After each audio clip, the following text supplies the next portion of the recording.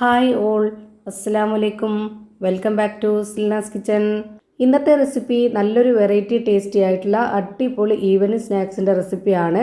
കുട്ടികൾക്കും വലിയവർക്കെല്ലാം ഒരുപോലെ ഇഷ്ടമാവും. അതുപോലെ തന്നെ ഭയങ്കര സിമ്പിളായിട്ട് തയ്യാറാക്കി എടുക്കാൻ പറ്റുന്ന നല്ല ടേസ്റ്റി ആയിട്ടുള്ള ഒരു അടിപൊളി പലഹാരമാണ്. അപ്പോൾ ഇതെങ്ങനെയാണ് തയ്യാറാക്കുന്നതെന്ന് അറിയാനായിട്ട് വീഡിയോ സ്കിപ്പ് ചെയ്യാതെ മുഴുവനായിട്ടൊന്ന് കണ്ടു നോക്കണേ. റെസിപ്പിയിലോട്ട് കിടക്കുന്നതിന് മുമ്പായി സിൽനാസ് കിച്ചൺ ചാനൽ ആദ്യമായിട്ട് കാണുന്നവരാണെങ്കിൽ പ്ലീസ് ഒന്ന് സബ്സ്ക്രൈബ് ചെയ്തേക്കണേ.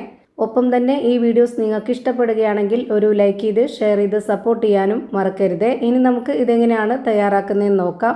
ഇതിനായി ഞാനിവിടെ 7 ക്യാരറ്റ് എടുത്തിട്ടുണ്ട്. ചെറുതായതുകൊണ്ടാണ് 7 എടുത്തിട്ടുള്ളത്. വലുതാണെന്നുണ്ടെങ്കിൽ 3 4 ഒക്കെ മതിയാവും. ഇതിൻ്റെ തൊലിയെല്ലാം കളഞ്ഞതിന് ശേഷം നല്ല പോലെ കഴുകിയിട്ടാണ് എടുത്തിട്ടുള്ളത്. ഇനി ഇതൊന്ന് കട്ട് ചെയ്തെടുക്കണം. കട്ട് ചെയ്തെടുത്തതിന് ശേഷം നമുക്ക് കുക്കറിലിട്ടിട്ടൊന്ന് നല്ല പോലെ വേവിച്ചെടുക്കാം. വളരെ കുറച്ച് വെള്ളം വെച്ചതിന് ശേഷം ഇത് നല്ല പോലെ വേവിച്ചെടുത്തിട്ടുണ്ട്. ഇപ്പോൾ ഇതാ കാണുമ്പോൾ തന്നെ അറിയാം എത്രത്തോളം വെന്തിട്ടുണ്ടെന്ന്.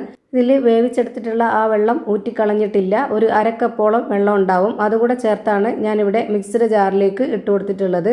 ഇനി ഇതിലേക്ക് ആവശ്യത്തിനനുസരിച്ച് പഞ്ചസാര ഇട്ട് കൊടുക്കാം. ഓരോരുത്തർക്കും മധുരം എത്രയാണോ വേണ്ടത് അതിനനുസരിച്ച് കൂട്ടിയും കുറച്ചൊക്കെ ഇട്ട് കൊടുക്കുക. ഞാനിവിടെ അത്യാവശ്യം നല്ലൊരു മധുരം ഇട്ട് കൊടുക്കുന്നുണ്ട്. ഞാൻ 1/4 കപ്പ് അളവിലാണ് ഇട്ട് കൊടുത്തിട്ടുള്ളത്. ഇനി നല്ലൊരു മണത്തിന് ഒരു 3 ഏലക്കയും കൂടെ ഇട്ട് കൊടുത്തതിന് ശേഷം നല്ല പോലെ ഇത് അരച്ചിട്ട് ഒരു ബൗളിലേക്ക് ഒഴിച്ചു കൊടുക്കാം.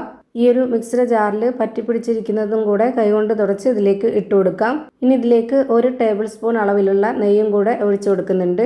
അടുത്തതായി ഇതിലേക്ക് ഗോതമ്പ് പൊടിയാണ് ഇട്ട് കൊടുക്കുന്നത്. 250 ml കപ്പിൻ്റെ അളവിൽ 1.5 കപ്പ് ഗോതമ്പ് പൊടി ഇട്ട് കൊടുക്കുന്നുണ്ട്. മൈദയിൽ തയ്യാറാക്കാൻ താല്പര്യമുള്ളവർക്ക് അങ്ങനെയും ചെയ്തെടുക്കാം. ഇനി വേണ്ടത് തേങ്ങ ചിരകിയതാണ്. ഞാനിവിടെ 1/4 കപ്പ് അളവിൽ ഇട്ട് കൊടുത്തിട്ടുണ്ട്. ഇനി ഇതിലേക്ക് വെള്ളം ഒഴിച്ചു കൊടുക്കാം. 250 ml കപ്പിൻ്റെ അളവിൽ 1/4 കപ്പ് വെള്ളം ഒഴിച്ചു കൊടുത്തിട്ടുണ്ട്. ആദ്യം ഇത്രയും ഒഴിച്ചു കൊടുത്തതിന് ശേഷം നല്ല പോലെ ഒന്ന് ഇളക്കി കൊടുക്കുക. പോരാതെ വരുന്നുണ്ടെങ്കിൽ വീണ്ടും ബാക്കി വെള്ളം ഒഴിച്ചു കൊടുക്കാം. ഇപ്പോൾ ഇത് പോരാതെ വന്നിട്ടുണ്ട്. ബാക്കിയുള്ള വെള്ളവും കൂടെ ഒഴിച്ചു കൊടുക്കുകയാണ്. 250 ml കപ്പിൻ്റെ അളവിൽ 1 കപ്പ് വെള്ളം ഒഴിച്ചു കൊടുത്തിട്ടുണ്ട്. ഇനി ഒഴിച്ചു കൊടുക്കേണ്ടത് പാലാണ്. നല്ല കട്ടിയായിട്ടുള്ള പശുവിൻ പാലാണ് ഒഴിച്ചു കൊടുക്കുന്നത്. തേങ്ങാപ്പാലായിരുന്നാലും കുഴപ്പമൊന്നുമില്ല. 1/4 കപ്പ് പാൽ ഒഴിച്ചു കൊടുത്തതിന് ശേഷം ഇളക്കി കൊടുത്തിട്ട് വീണ്ടും ഒരു 1/4 കപ്പ് പാലും കൂടെ ഒഴിച്ചു കൊടുക്കാം. അപ്പോഴാണ് ഇതിൻ്റെ കറക്റ്റ് പരുവം റെഡിയായി കിട്ടുന്നത്. ഒരുപാട് അങ്ങ് ലൂസും ആവരുത് ഈ ഒരു മാവ്, അതുപോലെ ഒരുപാട് അങ്ങ് ടൈറ്റും ആവരുത്. ഞാനിപ്പോൾ ഇവിടെ ഇത് നല്ല പോലെ ഇളക്കി യോജിപ്പിച്ചെടുത്തിട്ടുണ്ട്. ഇതിൻ്റെ കറക്റ്റ് പരുവം ഞാനിവിടെ ഒരു കയ്യിൽ കൊണ്ട് കോരി കാണിച്ചു തരാം. ഇതാണ് ഇതിൻ്റെ പരുവം.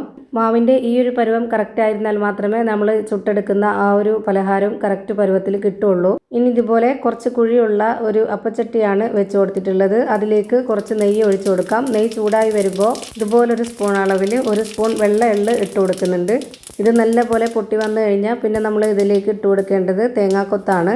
ഈ ഒരു വെള്ള എള്ളും തേങ്ങാക്കൊത്തും കൂടെ ഈ നെയ്യിൽ നന്നായിട്ട് ഒന്ന് മൂപ്പിച്ചെടുക്കാം. അപ്പോൾ നല്ലൊരു മണമാണ്. എന്നതിന് ശേഷം ഞാനിത് വേറൊരു പാത്രത്തിലേക്ക് മാറ്റുന്നുണ്ട്.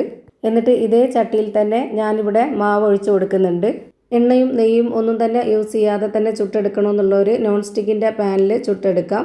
ഞാനിവിടെ നെയ്യുടെ മണം കിട്ടാനും നെയ്യ് യൂസ് ചെയ്യുന്നതുകൊണ്ടുമാണ് ഇതുപോലെ ഇരുമ്പിൻ്റെ അപ്പച്ചട്ടിയിൽ ചുട്ടെടുക്കുന്നത്. നെയ്യ് കൂടി ഉണ്ടെങ്കിലാണ് നല്ലൊരു മണവും ടേസ്റ്റും ഈ ഒരു പലഹാരത്തിന്. ഇപ്പോൾ ഇതിൻ്റെ ഒരു സൈഡ് വെന്ത് കിട്ടിയിട്ടുണ്ട്. ഇനി ഇതൊന്ന് തിരിച്ചിട്ട് കൊടുക്കാം. ആ ഒരു ഭാഗം കൂടി ഒന്ന് വെന്ത് വരട്ടെ. ഇപ്പോൾ ദാ ഈ ഒരു പരുവത്തിലാണ് ഞാൻ വേവിച്ചെടുത്തിട്ടുള്ളത്. ഇനി നമുക്ക് ഒരു കയ്യിൽ മാവും കൂടെ ഒഴിച്ചു കൊടുക്കാം. മീഡിയം ഫ്ലെയിമിൽ തന്നെ വെച്ച് കൊടുത്തിട്ട് എല്ലാം ഫ്രൈ ചെയ്തെടുക്കുക. എങ്കിലേ എല്ലാം ഒരുപോലെ കിട്ടുള്ളൂ. ഇപ്പോൾ ഒരെണ്ണം ചുട്ടെടുത്തതിന് ശേഷം വീണ്ടും ഞാനിതിലേക്ക് നെയ്യൊന്ന് സ്പ്രെഡ് ചെയ്ത് കൊടുത്തിട്ടുണ്ട്. എന്നിട്ട് ഇതിലേക്ക് ഒരു കയ്യിൽ മാവ് ഒഴിച്ചു കൊടുത്തതിന് ശേഷം അതിന് മുകളിലേക്കായിട്ട് നെയ്യിൽ മൂപ്പിച്ച് വെച്ചിരുന്ന ആ ഒരു തേങ്ങാക്കൊത്തും എള്ളും ഇട്ട് കൊടുത്തിട്ടുണ്ട്. എന്നിട്ടാണ് ഇത് വേവിച്ചെടുക്കുന്നത്. ഇപ്പോൾ ഇതാ തിരിച്ചും മറിച്ചിട്ട് കൊടുത്തിട്ട് ഇത് നല്ല പോലെ വേവിച്ചെടുത്തു. ഇതേപോലെ തന്നെ എല്ലാം വേവിച്ചെടുത്ത് ഒരു പാത്രത്തിലേക്ക് മാറ്റിയിട്ടുണ്ട്. നല്ല സോഫ്റ്റ് ആയിട്ടുള്ള പഞ്ഞ് പോലെ ഒരു അടിപൊളി പലഹാരമാണ്. എന്തായാലും നമ്മുടെ കുട്ടികൾക്കൊക്കെ ഇഷ്ടമാവും. വീട്ടിൽ വരുന്ന ഗസ്റ്റുകൾക്കാണെന്നുണ്ടെങ്കിലും നല്ല ഇഷ്ടമാവും.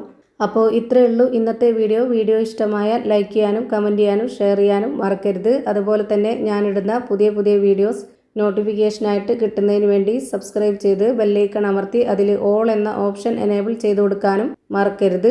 പുതിയൊരു വീഡിയോയുമായി വീണ്ടും വരും. Thank you for watching.